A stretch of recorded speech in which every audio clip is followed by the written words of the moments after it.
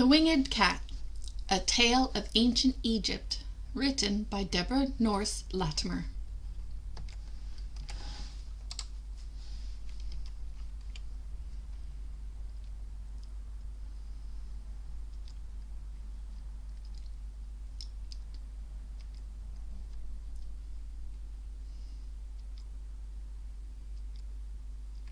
In Egypt most ancient, there lived a serving girl named Merit, who worked in the temple of the cat goddess Bastet.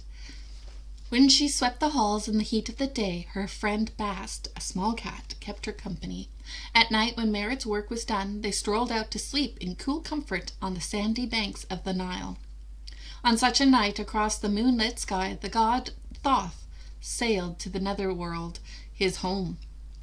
Silently as he traveled the starry stream, something fell from his neck down, far down, and landed between the sleeping girl and the cat.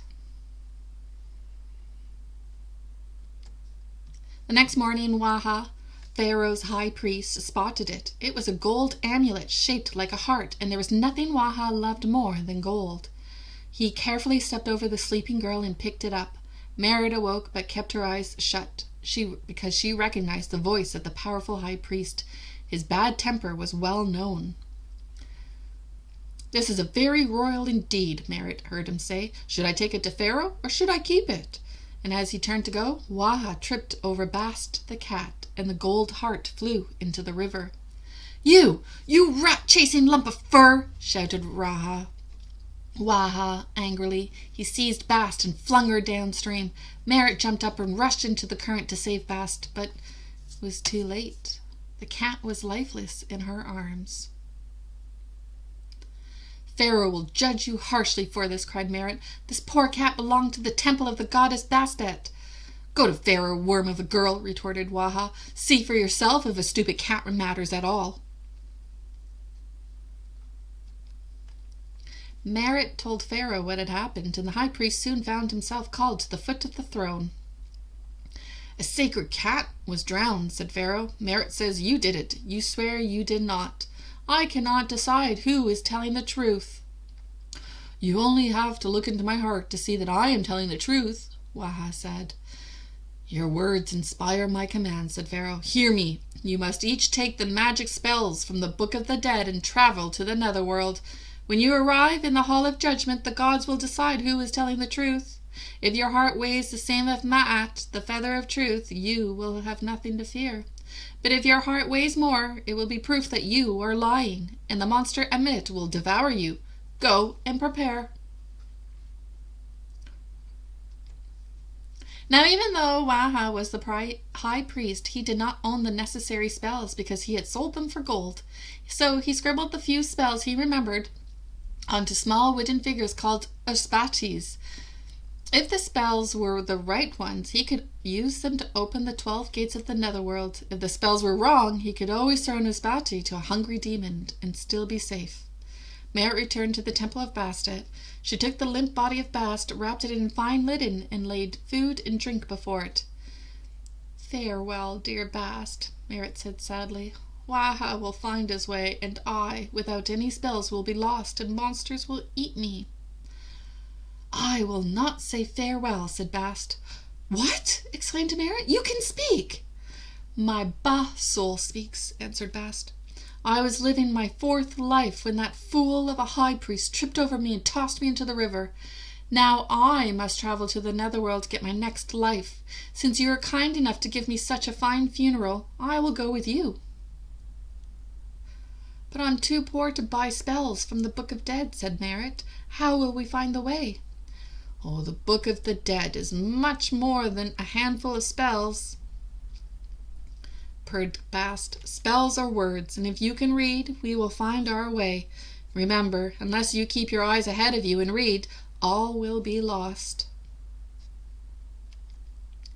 That evening, as the sun blazed its path beyond the western horizon, Waha stood on the shore. Merit, with the invisible soul of Bast, the cat, on her shoulder, stood beside him. A gleaming boat appeared. On its deck stood the sun god, Horus, surrounded by the rays of the setting sun. Look carefully," whispered Bast. "See the words?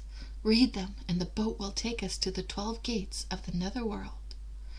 Merrit saw hidden words appear, and she read them aloud.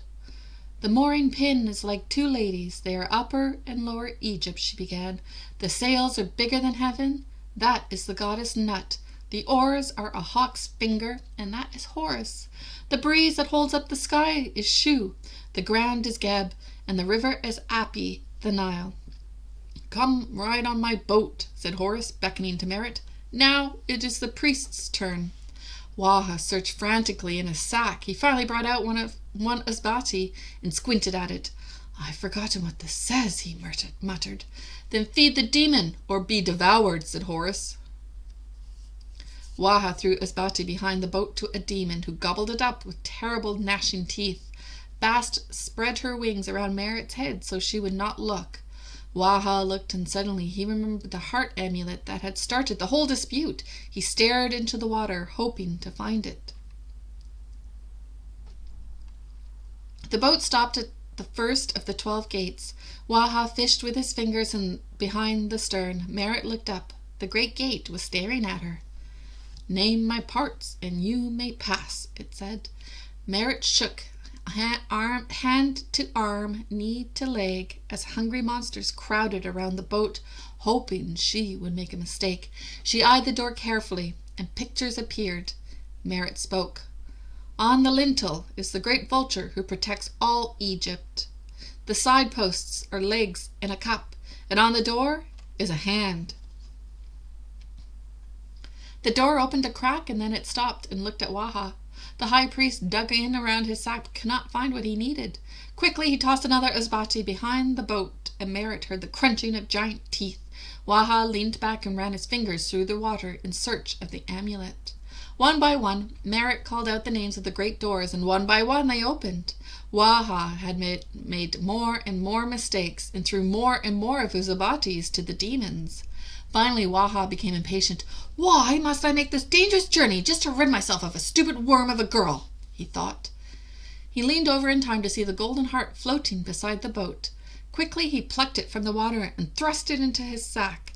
Now he had what he wanted. All he had to do was rid himself of Merrit and go home. The sunboat stopped at the entrance to the Hall of Judgment. On either side were swirling pits of fire. Just as Merrit stepped out of the boat, Waha shoved her into the flames. Oh no, Bast, help me! Merrit cried. Stop. Think, said Bast, spreading his wings around Merrit's head. Read. Through the flames, Merrit could see on the door above her. Merrit could see on the doorway above her the words of the last spell. May this magic fire burn me if I am not good in my heart.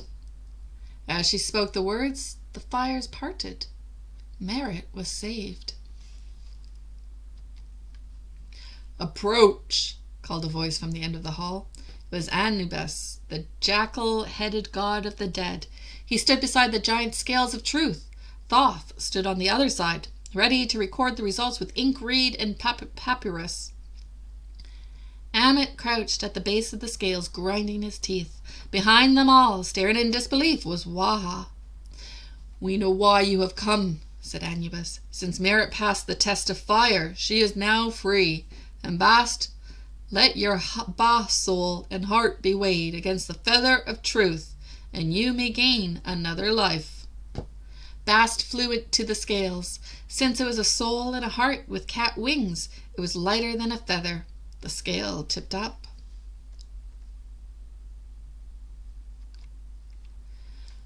By Bess, laughed Waha, that's nothing. Why, I have something here much better than that. Waha produced the golden heart amulet and gave it to Anubis to put on the scales. The heart, in its shiny beauty, sank to the ground like the metal that it was.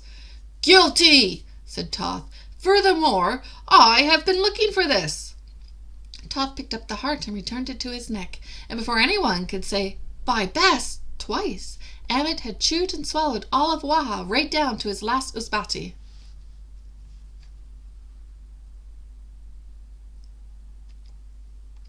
As for Bast and Merrit, they were taken to Horus's golden boat back to the riverbanks of the Nile. When Pharaoh saw them, he knew at once whose hearts were as good as gold. He rewarded Merrit with a life of ease and plenty. Bast even lived 4 more.